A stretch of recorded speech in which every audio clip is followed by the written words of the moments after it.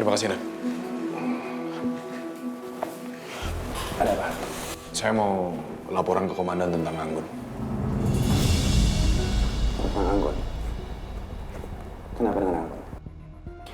Jadi tadi saat saya bertemu dengan Anggun, tiba-tiba Gani datang menghampiri Anggun. Dan mereka berbicara berdua. Dari yang saya lihat sepertinya mereka lumayan dekat. Meski ku masih harapkanmu.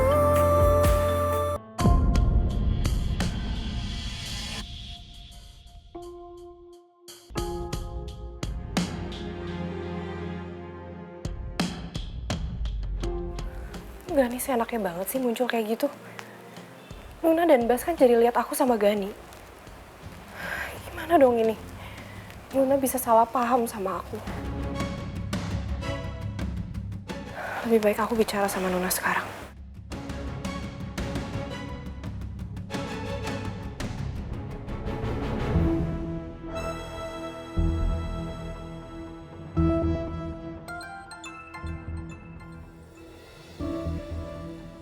Kebetulan Anggun telepon. Halo Gun, Hai Nuna. kebetulan sekali kamu telepon. Ada hal yang ingin aku tanyakan sama kamu. Kamu mau tanya apa sama aku? Apa kamu dekat dengan Mas Gani?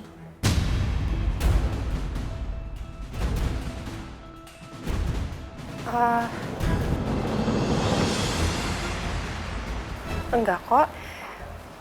Aku emang rekan bisnisnya Pak Gani, tapi kalau secara personal aku nggak gitu kenal sama dia. Dan papa aku itu kan meninggalkan aku restoran yang ternyata nggak bisa aku kelola. Kebetulan Pak Gani mau menjadi investor di restoran itu. Tapi selain itu aku nggak terlalu banyak bicara sih sama dia. Iya, alhamdulillah Gun kalau seperti itu. Karena maaf sekali, aku bukan lancang akan membahas ini, tapi Mas Gani itu bukan orang baik, Gun. Aku cuma takut aja. Kamu kan teman aku dan kamu juga di Jakarta gak punya siapa-siapa, gak ada teman lain. Aku cuma khawatir aja kalau kamu akan berteman dengan orang yang salah seperti Mas Gani. Oh, emangnya kamu kenal baik ya dengan Pak Gani? Mas Gani itu mantan suami aku yang kedua yang aku cerita sama kamu. Ya ampun, ternyata dunia itu sempit banget ya. Ternyata Pak Gani itu mantan suami kamu, papanya Safa. Bukan, Gun. Mas Gani itu bukan papanya Safa. Papa kandungnya Safa itu Mas Tipta. Mantan suamiku yang pertama, yang aku bilang gugur dalam tugas. Jadi Dipta alias Bas adalah ayah kandungnya Safa. Nona nggak tahu kalau Bas yang selama ini di dekat dia adalah suaminya sendiri. Dan Gani ternyata bukan ayah kandung Safa. Kamu benar-benar sangat menyedihkan adikku sayang. Orang yang kamu anggap telah gugur, ternyata orang yang kini menjadi kekasih kamu. Makasih banget ya Nuna, kamu udah kasih tahu aku soal Pak Gani. Ya karena menurut aku, siapapun yang aku kenal itu kelihatan baik-baik aja. Tapi karena kamu udah kasih tahu informasi ini, aku akan lebih berhati-hati lagi berbisnis dengan Pak Gani. Iya, Gun. Kamu memang harus seperti itu. Dan aku sebagai teman, aku hanya bisa mengingatkan.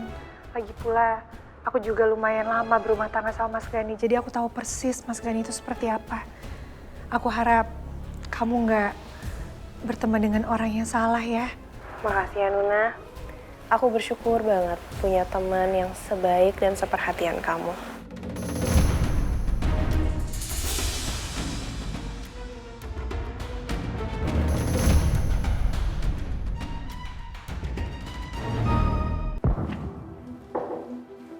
Ya, masuk.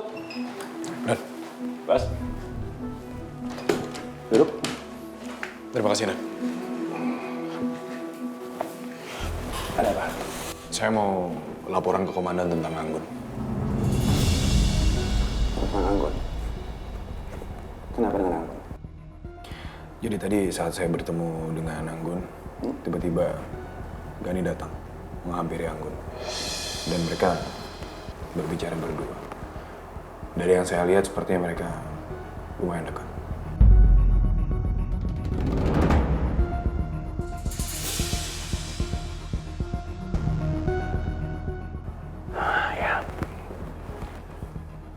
Jadi gini Mas, sebaiknya kamu jangan terburu-buru mengambil kesimpulan kalau Anggun itu sama seperti Gani. Kita positif thinking aja dulu. Ya mungkin Anggun hanya kenal dengan Gani, dan itu bukan berarti Anggun itu sama jahat seperti Gani.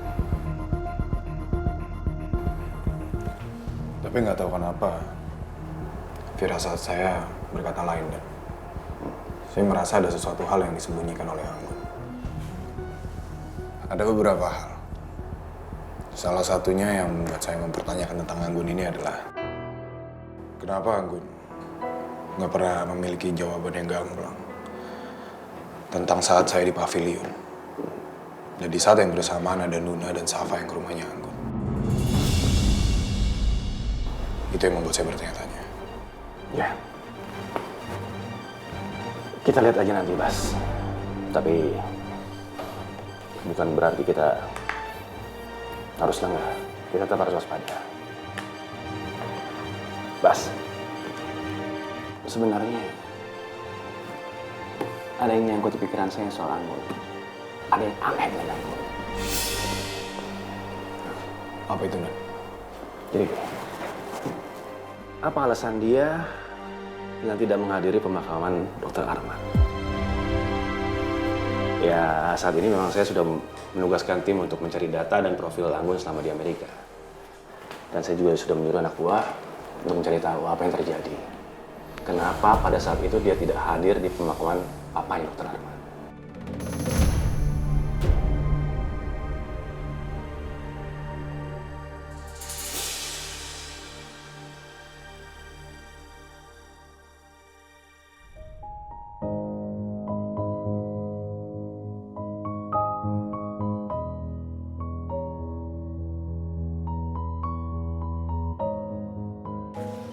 Wah, cucu Opa kenapa nih? Kok sedih kayak begitu? Kenapa sayang? Ada apa? Kok mukanya begitu? Kenapa? Safa kangen sama Bu Guru sama teman-teman. Safa nggak mau homeschooling. Safa mau belajar di sekolah. Kasihan juga Safa. Dia pasti sangat bosan homeschooling.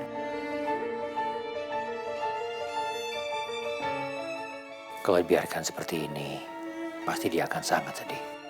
Opa, kapan aku boleh sekolah lagi? Kalau aku sekolah sama teman-teman, aku pasti semangat. Ya udah kalau gitu, Opa bolehin kamu sekarang pergi ke sekolah lagi ya. Ketemu sama teman-teman kamu lagi ya. Karena Om Bas udah kembali. Aduh.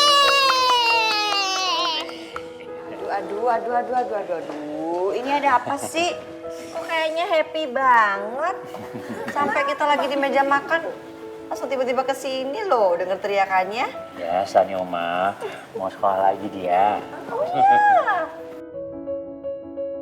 Safa seneng Oma, karena Opa izinin Safa sekolah lagi.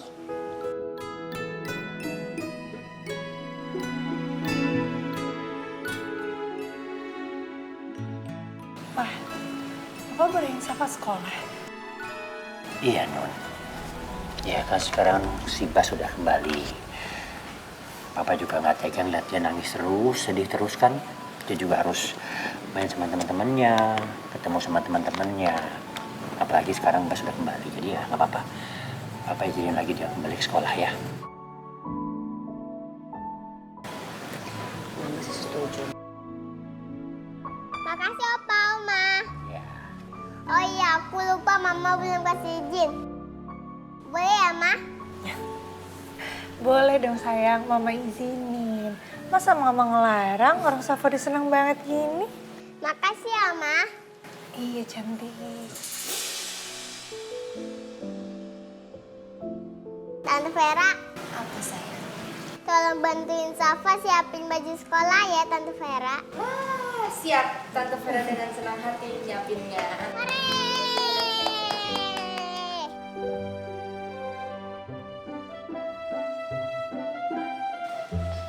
Assalamualaikum. Waalaikumsalam. Bas. Om Bas, Safa boleh sekolah lagi. Safa seneng banget. Akhirnya bisa ketemu teman sama Bu Guru. Wih, Om Bas juga senang dengernya. Kelihatan dari muka Safa seneng banget. Ya udah kalau gitu, Om Bas anterin sekolahnya. Yuk. Bas, biar aku aja yang nganterin Safa, kamu di rumah aja. Nggak apa-apa. Aku juga seneng kok kalau aku bisa nganterin Safa. Ya udah kalau gitu. Yuk. Ore!